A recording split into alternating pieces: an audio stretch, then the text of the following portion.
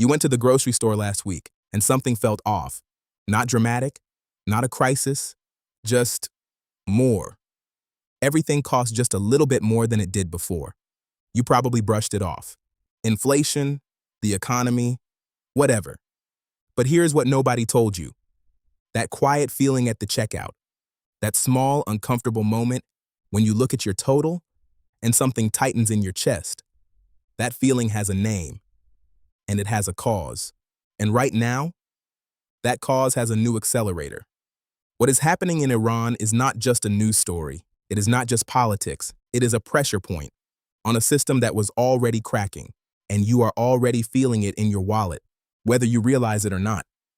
The last time tension spiked near the Strait of Hormuz, oil jumped 12% in a single week. Gas prices followed within days. Grocery bills followed within weeks. That was not a coincidence. That was the system working exactly as designed. It starts small. Here is the system most people never see. 20% of the world's oil supply moves through one single choke point every day. The Strait of Hormuz. When that corridor feels threatened, oil markets do not wait for confirmation. They price in fear immediately. Oil goes up, and when oil goes up, everything goes up. Think about it like this. Every product you buy moves through a chain. Raw materials, transportation, processing, delivery, storage, and finally, you. Every step in that chain runs on energy. So when oil rises, it's not one price going up. It's every step in the chain getting more expensive at the same time. That's why it feels like everything is rising together, because it is. And that's why it feels confusing, because nothing dramatic happened in your life. You didn't change jobs, you didn't suddenly spend more, but somehow, everything around you got heavier. That's how systemic pressure works. It doesn't ask for permission, it just shows up in your daily life. One price at a time. Because oil is not just fuel for your car, it is the invisible ingredient. In almost everything you buy, it is in the cost of shipping your groceries. It is in the packaging around your food. It is in the fertilizer that grows your food. It is in every delivery that reaches your front door. So when conflict thousands of miles away puts pressure on that supply, you feel it at the pump first, then the supermarket, then your electricity bill, then your rent, then quietly, slowly, everywhere. This isn't fear. This is how the system works. And the reason most people don't see it is because it doesn't happen all at once. It happens in small steps, small increases, small changes that feel manageable until they aren't. Think of it like a water pipe under pressure. The pipe was already old, already stressed.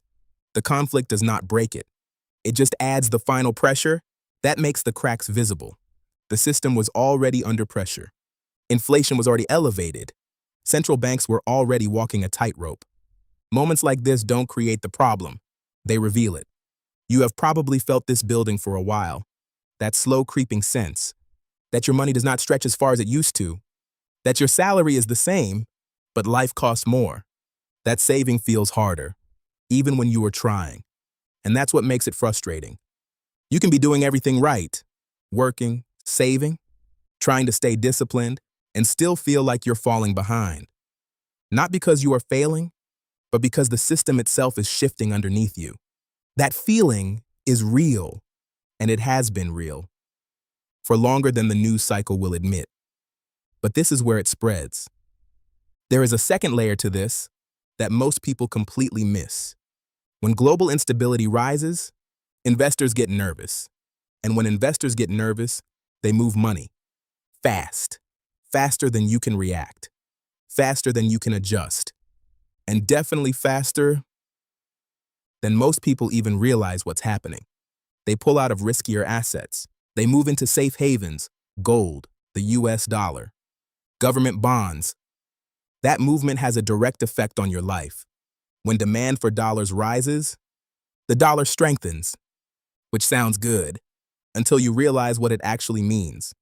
It makes imports more expensive, which puts pressure on companies, which affects jobs, which affects salaries, which affects you. When money floods into bonds, Interest rates shift. Mortgages get more expensive. Housing costs rise. The gap between renting and owning gets wider. Your financial timeline gets longer. When you are paying close attention to how money moves across different markets, you start to notice these shifts earlier than most people. And what you consistently notice is this. The people who feel these changes the most are always the least prepared for them. Not because they were careless, but because nobody ever showed them how the system actually works. This is how instability travels, not in one dramatic crash, but in 100 small increases that compound quietly until one day you look at your account and wonder where it all went. And by that point, it feels like it happened fast, even though it didn't. It was slow, predictable, step by step, but because no single moment felt urgent, nothing felt worth reacting to. And that's where most people lose. Not in the crash, but in the delay.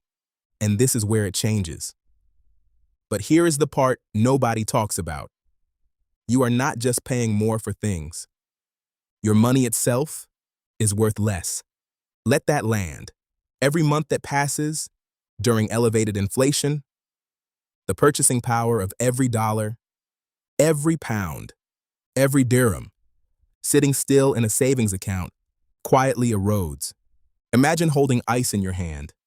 At first, it feels solid, stable, unchanged, but slowly, it starts to melt, not all at once. Just enough that you don't notice it immediately.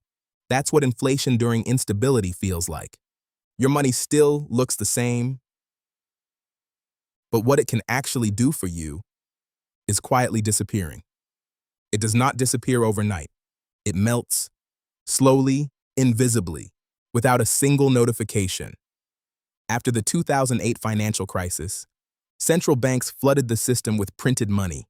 People who kept their savings in cash accounts lost purchasing power every single year for nearly a decade.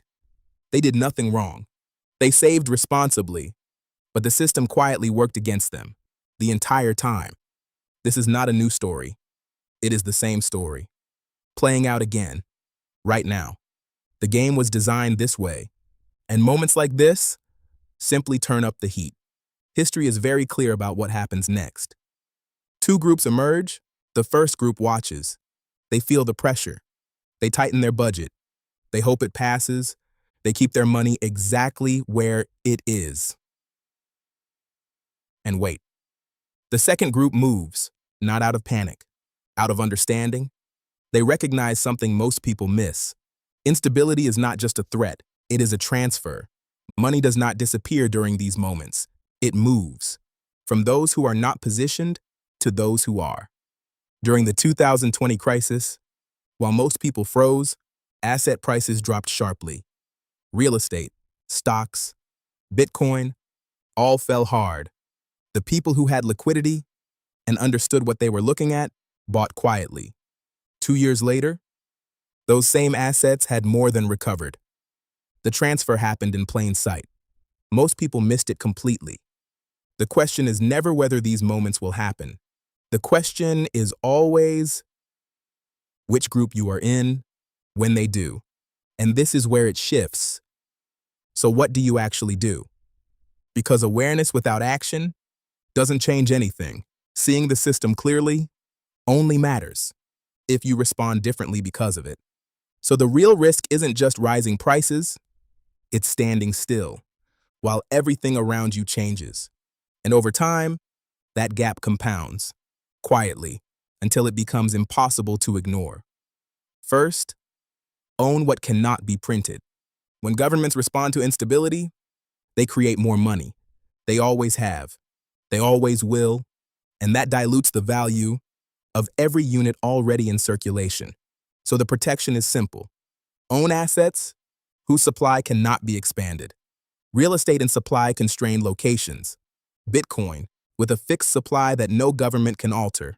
Commodities that hold real-world value regardless of what currencies do. These are not speculative bets. They are structural positions against a system that has been running for decades. Second, Maintain flexibility. This is where most people make a mistake. They rush to invest everything. They lock up all their liquidity.